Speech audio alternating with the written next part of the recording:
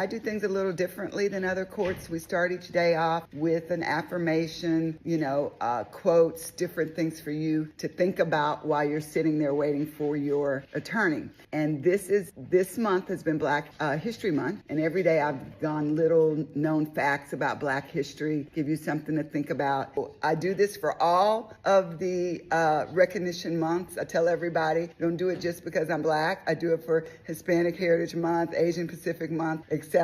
So every day people have learned a little bit about different people in Black history. So we've talked about lawyers, we've talked about cowboys, we've talked about the Black billionaires. But today I'm going to talk about little known people and recognizing people in Black history that have gone unrecognized. And it takes those little heroes that made a difference that nobody knows. You're never going to find them, but they made a difference in the trajectory of our country. And the person I want to tell you about, her name is Rubeline Flanagan. She was born in 1937 in Mobile, Alabama. When she graduated from high school in 1956, she graduated from a private girls' school, and she wanted to be a nurse. And in 1956, to be Black and to be a nurse was a uphill battle. They only had Black nursing schools, and the nursing schools wait lists back then were about 2 to 3 years. So if you graduated from high school, you'd have to wait for a spot at one of the Black nursing schools, and that might take 2 to 3 years. Well, Rubeline Flanagan, who went to a Catholic school, had a wonderful priest that wrote a recommendation for a nursing school in Springfield, Missouri. She got accepted. All back then, everything was in paper. So they accepted her. They had no idea that Rubeline Flanagan was Black. Rubeline Flanagan, at 18 years old, got on a plane for the first time in her life with her tuition money in her pocket and showed up at nursing school, St. John's Nursing School. And to their surprise, she was Black. And they didn't know what to do with her because they had already accepted her. So she had to sit in a basement in a room by herself for 2 weeks while the Archdiocese of Springfield, Missouri decided what they were going to do because they had already accepted this Black person.